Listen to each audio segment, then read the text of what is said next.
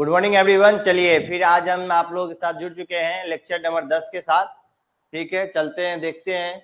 और इस लेक्चर के स्टार्ट होने से पहले एक बहुत ही महत्वपूर्ण कुछ लाइनें जो आप लोगों के सामने, और आज मैं क्वेश्चन दूंगा, जस्ट आंसर।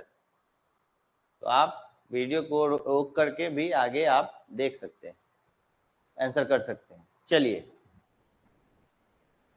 बीते समय से सबक लेकर वर्तमान में कार्य करिए और इसका भविष्य, इससे आपका भविष्य अपने आप संवर जाएगा। ठीक है, चलिए इसी के साथ first question on your screen. NITI Aayog का गठन कैसे हुआ?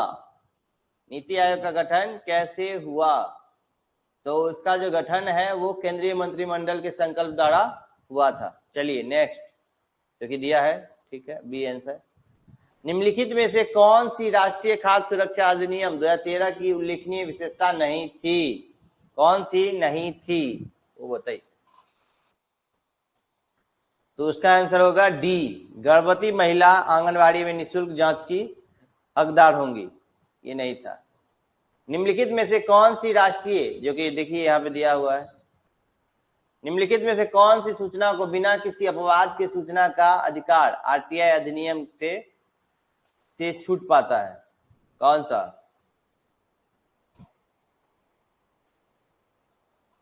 एक दो तीन चार सभी होंगे इसमें। नेक्स्ट, जीएसटी परिषद में निम्नलिखित में कौन कौन शामिल है?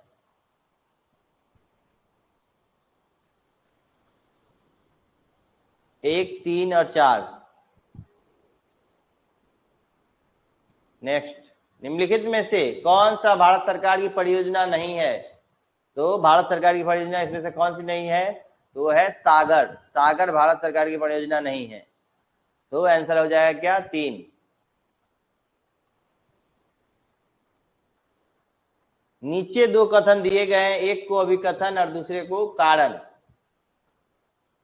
ठीक है, इसमें देखिए क्या होगा। स्वास्थ्य संबंधी मुद्दे एमडीजी के केंद्रीय मुद्दे हैं, ठीक बात है। एमडीजी के 8 लक्ष्य में से 3 लक्ष्य स्वास्थ्य से संबंधित मुद्दे हैं। ए और आर दोनों सही है, तो आर एक ही सही व्याख्या है, यही होगा इसका आंसर। नेक्स्ट, सूची को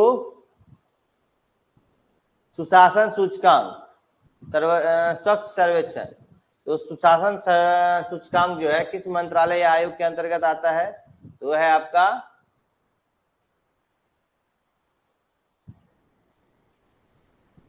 कार्मिक लोक शिकायत तथा पेंशन मंत्रालय। स्वच्छ सर्वेक्षण आवासन एवं शहरी कार्य मंत्रालय। चलिए देखते हैं क्या होगा आंसर। 2 4 1 3, ए का 2, बी का 4, सी का 1, डी का 3। द्वितीय प्रशासनिक सुधार आयोग की निम्नलिखित रिपोर्टों को अनुक्रम के अनुसार व्यवस्थित कीजिए।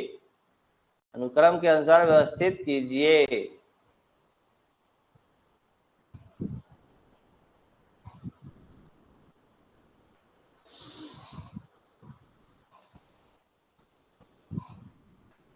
चलिए देखा जाए।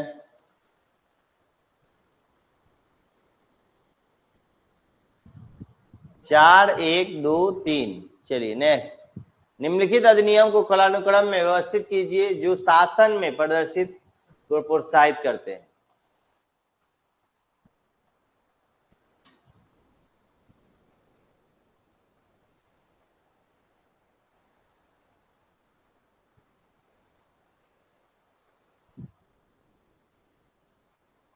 चलिए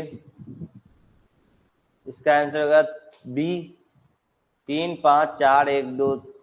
नेक्स्ट, के किसके कारण शासन और सरकार के बीच फासला बढ़ जाता है? किसके कारण शासन और संसाधन के बीच बढ़ जाता है? संसाधनों के आवंटन के अधिक को लेकर। ये डायरेक्ट आंसर दे दिया गया। 12 नंबर क्वेश्चन, निम्नलिखित में से कौन से कथन सही हैं जो लोक नीति और शासन को पुनर्परिभाषित करते हैं?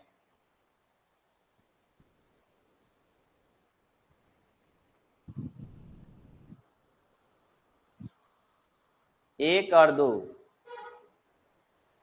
शहरीकरण और पर्यावरण संबंधी बहस, और दूसरा शासन के रूप में बहस। 13 नीचे 2 कथन दिए गए हैं, अभी कथन और कारण। नौकरशाही को पेशेवर बनाने के लिए लोक नीति की शिक्षा आवश्यक है। लोक नीति की शिक्षा के लिए शोध और नीति निर्माण प्रक्रिया में मजबूत संबंध आवश्यक। चलिए देखते हैं क्या होगा इसका आंसर। ए और आर दोनों सही है। नव उदारवाद प्रतिमान की नींव अकुशल राज्य के व्याख्यान पर रखी गई है। नव उदारवादी प्रतिमान प्रकृति में समावेशी है। चलिए ए सही और आर गलत है। निम्नलिखित में से कौन जनहित याचिका के अगुवाई थे? जनहित याचिका के कौन अगुवाई थे? तो भगवती, पीएन भगवती जो है तो जनहित याचिका के अगुवाई थे।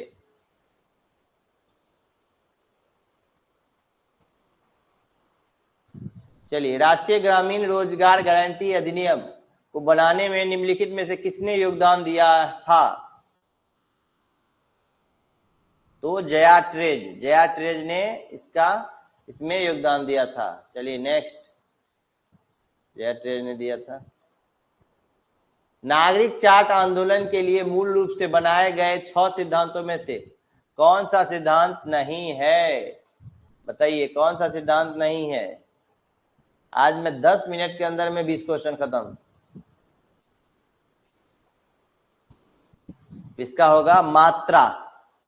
देख लीजिए क्या है आंसर, मात्रा ही है। चलिए नेक्स्ट, हेराल्ड लॉसवेल के अनुसार निम्नलिखित में से कौन सी एक नीति चक्र की 5वीं अवस्था है?